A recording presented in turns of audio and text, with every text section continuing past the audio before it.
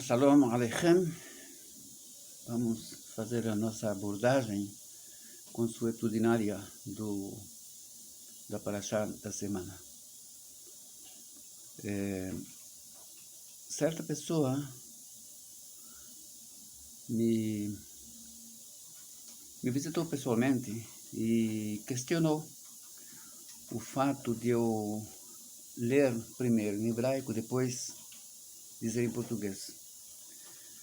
E ele disse que isso dificulta muito a compreensão de quem ouve. Mas eu expliquei para ele, então, já que pode ser que hajam outras pessoas com o mesmo pensamento, eu tenho que explicar também para vocês aqui no começo desse vídeo, que quando se trata de um idioma parecido com o seu próprio, como por exemplo, eu sou fluente em espanhol desde os 11 anos de idade, então eu posso simplesmente pegar um livro em espanhol e já ler em português. É simples. Línguas próximas é possível fazer isto. Línguas distantes, e principalmente idiomas antigos, é muito complicado. Motivo: a formação das frases é totalmente diferente, diverge muito. Quando eu falo, por exemplo, Peretz Hadar, a palavra Hadar vem no final, mas ela não se refere a Etz, ela se refere a Peri. Então muda aqui totalmente a forma de como se fala em hebraico. E isso fica difícil para a pessoa ler na sequência e traduzir para um idioma tão distante como são os idiomas latinos. Então é por isso que eu vejo mais obrigação em ler primeiro em hebraico e depois transferir para o português. Espero que todos entendam. A mesma coisa seria do árabe, que também, principalmente o árabe corânico, que é bem distante, é outro idioma, distante da língua portuguesa.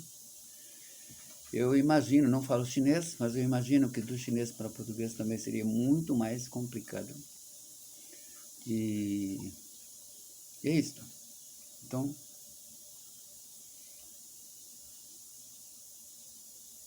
eu vou começar o assunto de hoje.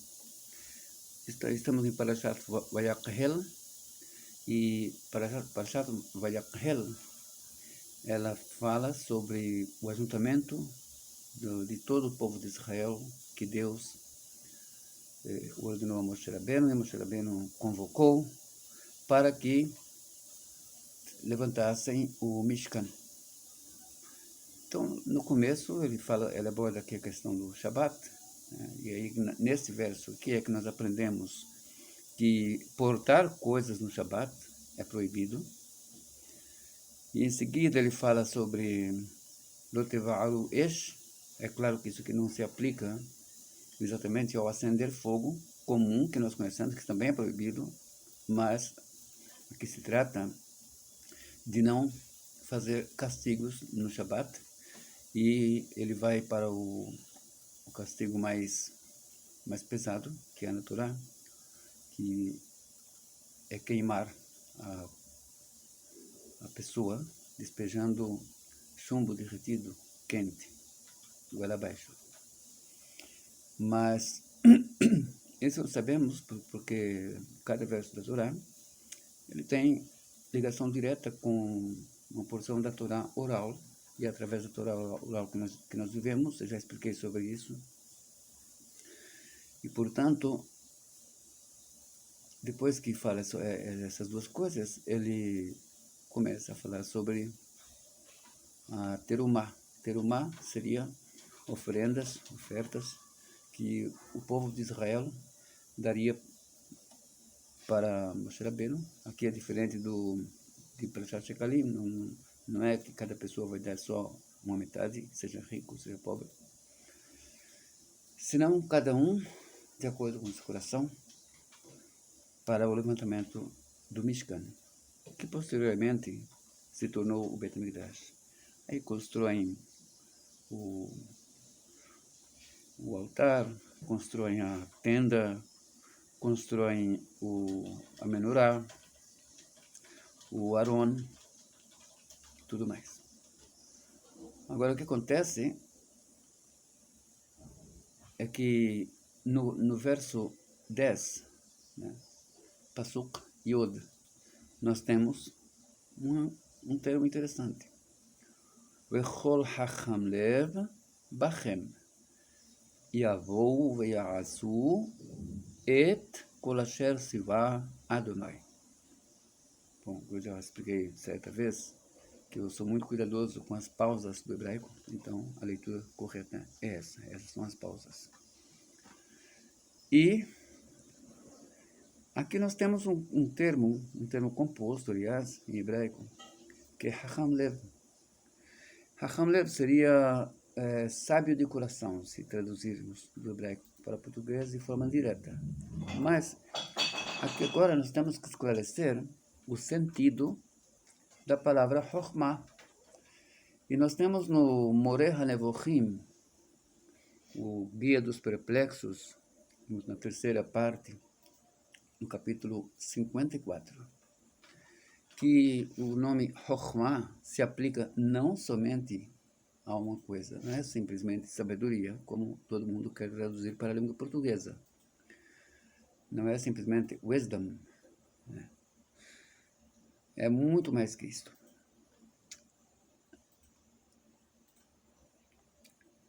E certa vez, antes de começar aqui a abordagem da leitura do livro, certa vez eu ouvi de um Raham que faleceu recentemente, que eu tive o mérito de receber algumas aulas dele, que era muito ligado ao Mishneh Torah, muito ligado aos ensinamentos do Rambam, e ele disse a diferença entre Raham e Navon é que o Navon aprende as coisas com facilidade. Navon deriva da palavra Binah, para quem não sabe. Aprende as coisas com facilidade. Mas o Raham, ele vê algo e ele já entende como aquilo funciona. Ele já sabe fazer a coisa sem precisar ser ensinado. Então, seria uma diferença muito interessante. E de qualquer modo, o nome Chokhmah, sabedoria, é dito em hebraico. Eu vou tentar o quanto mais falar só português, mas não prometo que vou conseguir. O nome Chokhmah é dito em hebraico sobre 4 assuntos. E são, quando é dito sobre o alcançar a veracidade e a finalidade do alcance do que é Deus. É que nós sabemos que cada pessoa tem um nível diferente para esse alcance. Mas o simples buscar entender quanto mais o que é a divindade, alcançar, já faz com que a pessoa seja tida como um Raham. Porque isso é o princípio da sabedoria, o conhecimento a Deus.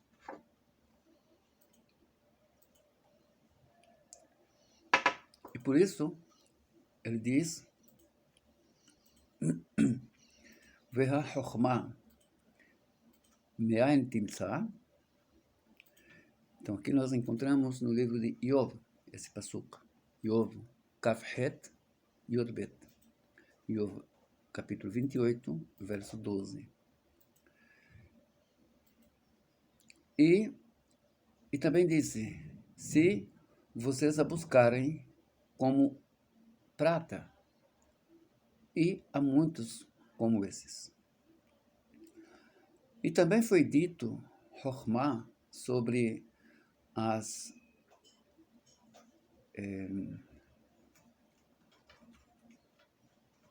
sobre artes,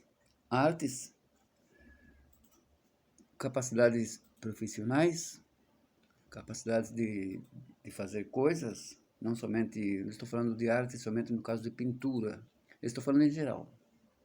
Em geral, por exemplo, até mesmo um carpinteiro, um pedreiro, um arquiteto, um engenheiro, em geral. Todas essas pessoas são tidas como humanim. Human, em hebraico, também é a palavra para um artista. E human também é a palavra para uma pessoa que se ocupa de um ofício. E esse termo, Chokhmah, é aplicado também para essas pessoas, para esses casos. E também é dito sobre o alcance, o conseguir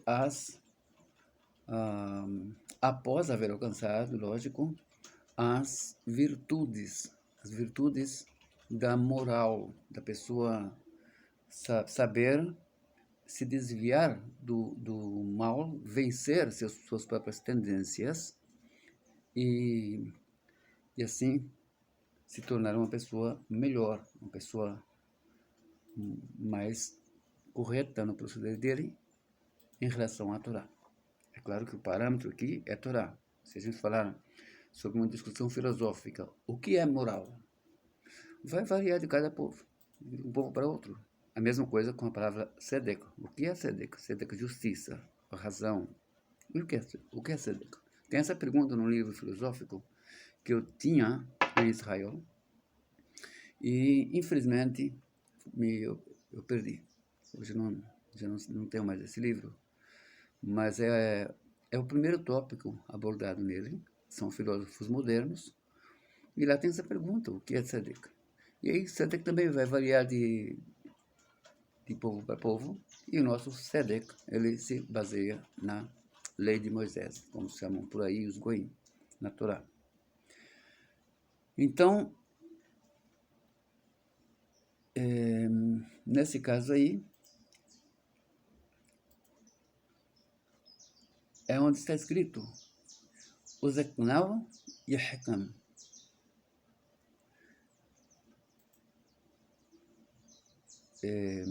E os seus sábios se tornarão sábios, né? Será concedido a ele sabedoria. Beishishim Chokhmah. Em hebraico nós temos várias palavras para uma pessoa com idade avançada. Nós temos Zaken, é velho. Nós temos Kashish, é mais velho ainda. E nós temos Yashish, é o mais velho de todos. Yashish é Bayeshishim Chokhmah. Nos que são Yeshishim, a sabedoria. Porque a coisa conseguida, a coisa alcançada, adquirida pela própria velhice, é aquilo que faz com que a pessoa esteja pronta para alcançar os graus virtuais. Os graus virtual, o que eu estou falando, não é do computador, não é é virtude mesmo, tá bom? As virtudes, a pessoa saber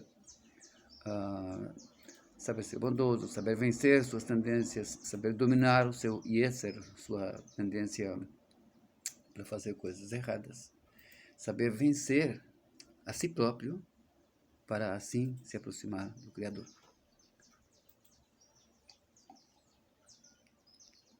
Como eu já expliquei numa das partes passadas, essas pessoas que têm essas tendências são geralmente as pessoas que conseguem chegar ao nível de tzadikim. Nós abrimos o Sefer Eben Shelemah, eu não me canso de citar, apesar de que é um livro cabalístico, né? Ele é todo baseado no Kabbalah, e eu não costumo abordar assuntos cabalísticos, raramente eu faço isso.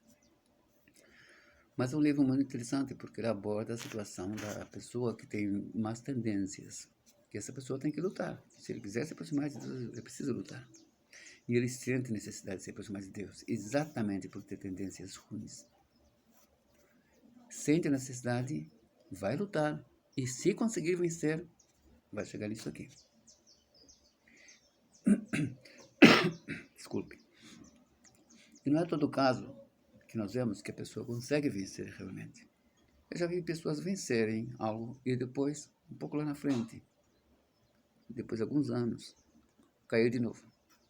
E é ruim isso, porque a pessoa que se supera, cair no erro novamente, é comparado com um porco. Por que porco? Porque é o porco que é capaz de vomitar e voltar a comer o próprio vômito. Então, se você voltou atrás, é isso que te compara a Torá.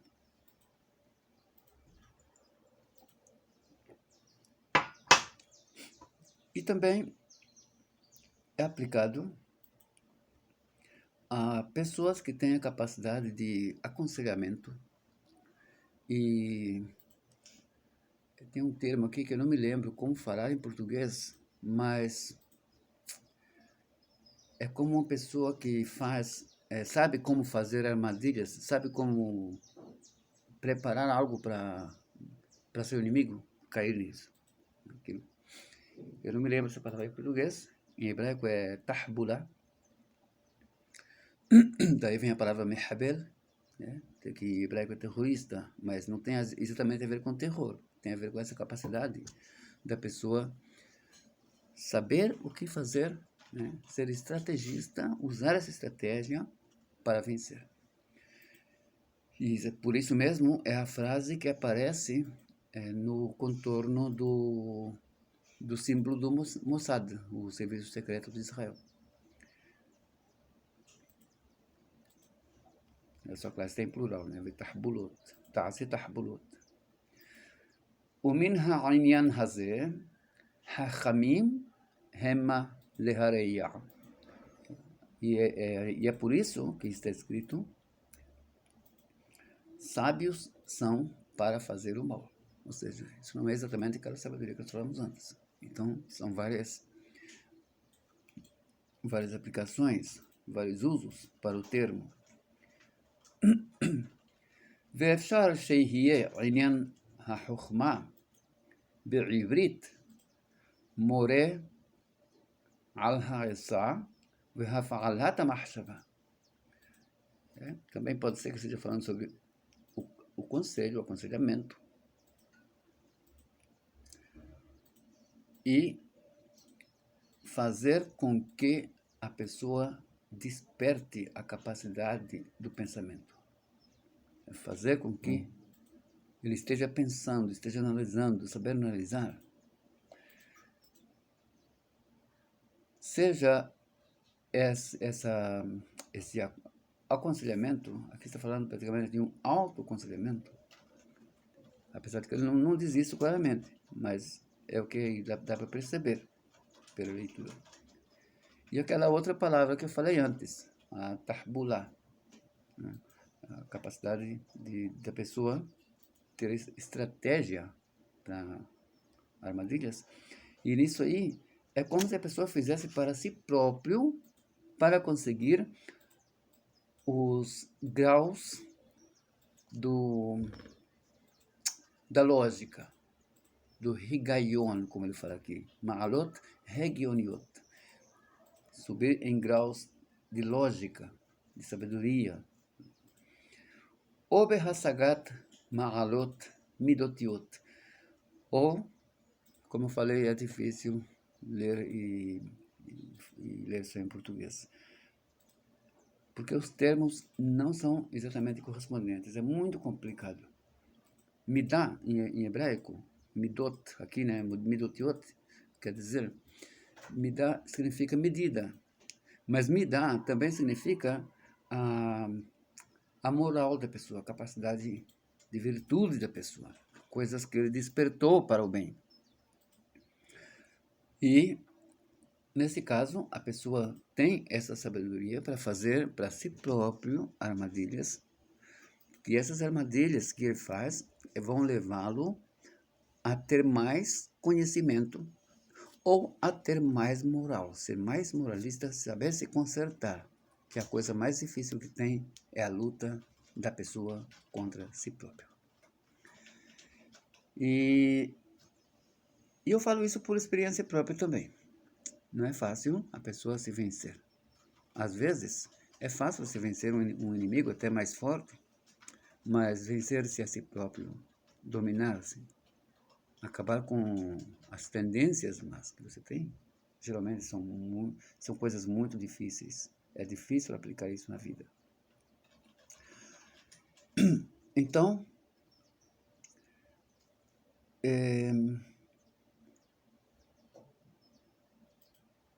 ou para a pessoa também conseguir ma'alot regioniot, como falei antes, miratiot também, mirutiot, ou behasagat umanut mahasit, ou no alcance de umanut mahasit. Eu já expliquei que a palavra umanut pode ser arte e pode ser ofício, profissão, né?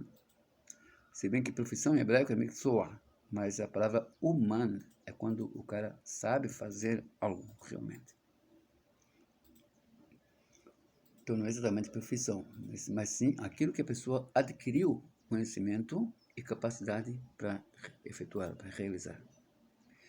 E nesse caso aqui, pode ser matemática, pode ser engenharia, como eu falei antes, pode ser muita coisa, mas a pessoa conseguiu os meios para chegar lá. Então eu tenho aqui, por exemplo, comprei recentemente quatro volumes do livro do professor Guido Rizzi. Guido Rizzi, como vocês já perceberam, é um nome de origem italiana, e ele escreveu 4 volumes, um curso de cálculo. É um livro para nível universitário. Eu resolvi estudar esses volumes como autodidata. Por quê? Porque eu quero saber bem matemática. Mas a pessoa precisa primeiro dar o passo, né? Saber fazer isso para si próprio. Saber conquistar aquilo por si próprio. E às vezes, como você vai conseguir entender uma coisa que é tão alta, estudando sozinho? Um pouco de esforço, um pouco de repetição. E o mesmo é possível dizer sobre o próprio Talmud. Não é fácil uma pessoa entrar sozinha no Talmud. Você entra, por exemplo, no Tratado Baba Messiah, primeira Mishnah. Shnaim Ohazim Betalit. 2 pessoas estão segurando uma roupa. Ze omer ani mesatiha, וזה אומר אני מסתירה. זה אומר כולה שלי, וזה אומר כולה שלי. זה שווה שאין לו בה פחות מחציה, וזה שווה שאין לו בה פחות מחציה. ויחלוק. E o Beit Din vai decidir que eles têm que dividir no meio. Mas aí você tem que entender, primeiro, por que essa repetição? Shinaim, Hazim, Betalet. Ze omer ani mesatiha, esse diz eu achei, e esse diz eu achei. Esse diz toda ela é minha, e esse diz toda ela é minha. Bom, por que essa repetição? Porque tem que dizer que esse disse isso, e esse disse a mesma coisa? Você não pode dizer os dois disseram? Aí quando nós abordamos o assunto na Guemará, a Guemará vai explicar o motivo dessa repetição. A Guemará vai explicar o motivo de por que é que eles dividem, né? Ambos dizem que tem tudo. E se uma pessoa vier e disser que tem só, que tem tudo, mas que ele cede a metade para o amigo, já que ele cedeu a metade, a discussão vai ficar só na quarta parte, só na segunda metade. Quer dizer, vai ser dividida a segunda metade. Aquela metade que não ficou em discussão. Tudo isso é abordado no Guemará. Mas é preciso saber que, para entender tudo isso, você precisa ter um pensamento muito lógico. Porque uma certa vez eu perguntei para um cristão como ele faria. E os cristãos, nós sabemos que geralmente eles são muito levados pelo sentimentalismo, pelo emocionalismo. E isso é bom, não que seja ruim, é uma coisa boa, uma virtude deles, é muito importante. Mas que às vezes acaba prejudicando quando se trata de raciocínio lógico. Eu perguntei se um diz que ele, que ele sabe que é tudo dele, mas ele cede uma parte para o seu amigo, cede a metade o outro que achou com ele. Então, o que você faria? Ele falou que o outro está dizendo que não quer tudo dele e querendo tudo. E esse aí que se deu metade, eu daria tudo para o outro. E aí é questão emocional. Por quê? Ele já deu a metade. Cabe agora dividir a metade que ficou com ele. Porque é sobre ela que recai a discussão. Sobre essa metade é que ambos estão dizendo que é toda dele. Entendem? Então isso é questão de lógica. E essa lógica do Talmud, ela é muito interessante porque ela se repete várias vezes e constrói a pessoa, constrói a mentalidade da pessoa. E é difícil a pessoa entrar sozinho para estudar o Talmud. Eu vejo algumas pessoas aí escolhendo algumas soluções, eu já deixo claro para vocês. Uma pessoa que traduz o Talmud é porque não entendeu suficientemente bem o Talmud. Então não recorram às traduções do Talmud. E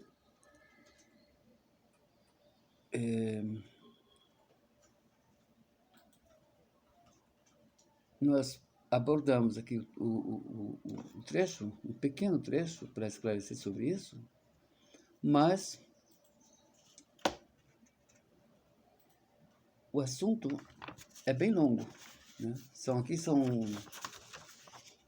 3 páginas em hebraico, e como o hebraico não usa vogais, e também as palavras, nós não usamos em hebraico verbos auxiliares, então o assunto, não dá para abordar todo esse assunto aqui. Mas eu queria que vocês soubessem, principalmente, ao que se aplica a palavra Chokhmah. E eu gostaria de todos um momento de, como eu vou dizer, de paciência comigo, porque eu vou ter que me levantar, trazer aqui um talete, porque eu preciso ensinar. Eu já prometi que ia gravar um vídeo com isso, eu quero aproveitar esse vídeo de hoje para ensinar as pessoas como se colocam os tzitziot, né, as fímbrias, nos cantos das vestes, de acordo com o Mishneh Torah, de acordo com o Rambam. E por que isso é importante? Porque o modo como fazem hoje, tanto os sefaraditas como os ashkenazitas, é o modo que foi recebido através da tradição provençal. E o que o Rambam traz é o que consta no Tratado Menachot. É muito importante saber isso. No Tratado Menachot, eu não me lembro bem se é essa página, se é Lamed Gimel ou se é Lamed Vav, mas é a página que fala sobre isso, e é a mesma forma como traz o Rambam. Aí há uma discussão se quem está mais certo nessa compreensão do que consta lá no Talmud, se é a tradição trazida pelo Rambam, que é a tradição do sul da Espanha, bem antes da Inquisição, bem antes da expulsão, ou se é aquela trazida por Rav Natronai Gaon, que foi um dos Geonim muito famosos, e que ele simplesmente não deixa espaço entre as Holiot. O espaço que seria espaço, de acordo com o Rambam, ele coloca fio branco intercalado, techelet, fio branco, techelet, fio branco. Cabe lembrar que o Talmud cita que branco aqui não é exatamente a cor, quando falamos branco, não é exatamente a cor branca, é a cor que não é o techelet. De acordo com o Talmud, se a roupa da pessoa, o talit, tiver cor marrom, os tzitziot têm que ser marrons, com exceção do techelet, é claro. E é isso que eu me refiro aqui. Então, as huliot, de acordo com o Rav Natronai, elas não têm espaço. São 3 techelet e 3 brancos. 3 techelet, 3 brancos, até o final. Mas, a questão é que a palavra huliá, como o próprio Rashi explica, lá no Tratado Menachot, uma volta de três vezes o fio. Mas aí, o Kesef Mishneh, Rabbi Yosef Karo, escreveu que ele não entendeu como é que se faz essa amarração do Sisiot. E por isso eu gostaria muito de mostrar para vocês aqui como se faz, para vocês entenderem bem. Então, vou buscar.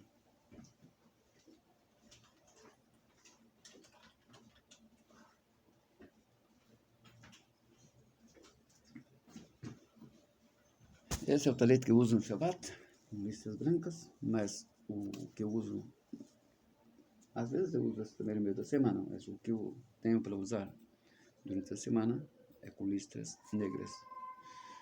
Vejam bem como é diferente o estilo. Então aqui nós temos esse nó inicial, mas esse nó aqui ele não é necessário. É simplesmente eu coloco porque ele segura os fios para não ficarem mudando as roliotas de lugar. É muito, não tem proibição de fazer, então eu aproveito e faço. Depois faço uma roliá, outra roliá, outra roliá, e ao todo que eu faço 7.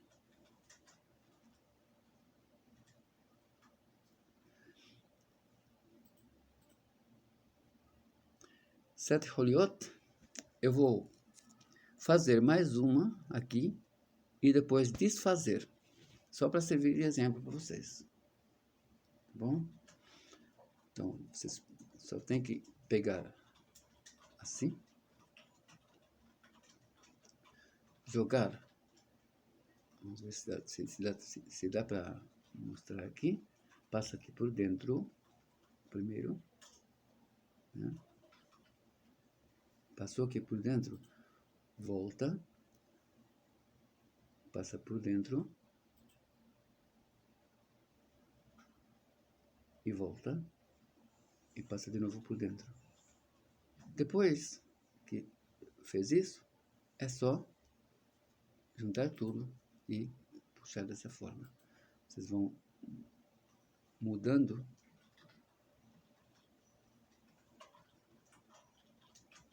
de uma forma que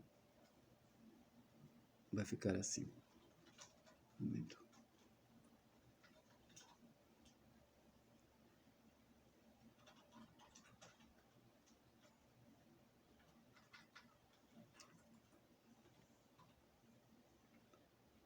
Será que eu esqueci como se faz isso? Eu vou tentar de novo.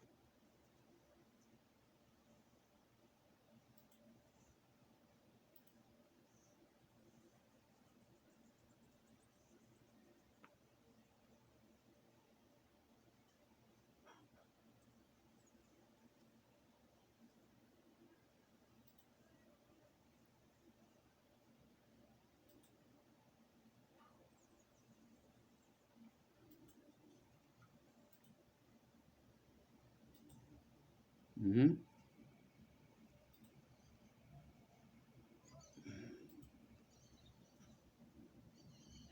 Pronto.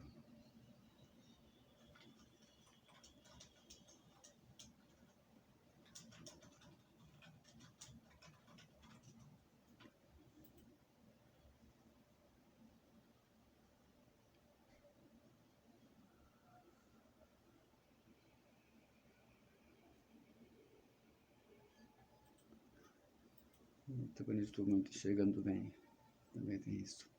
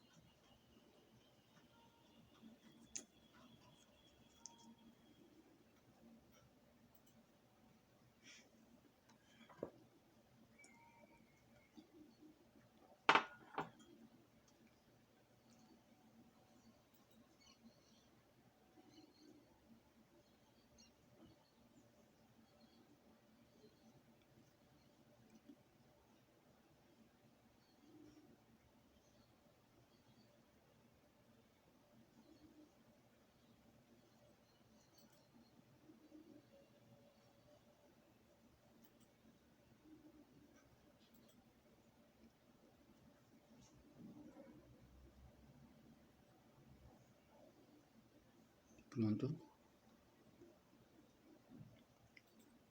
Depois é só saber recolher para ficar no lugar certo, de forma que ele passe cada um por sobre o outro até passar pelo último, tá bom? E nisso aqui vocês terminam as folhas como estão no Talmud e de acordo com o Rebbe Moshe Ben Maimon. Vai ficar assim, tá bom?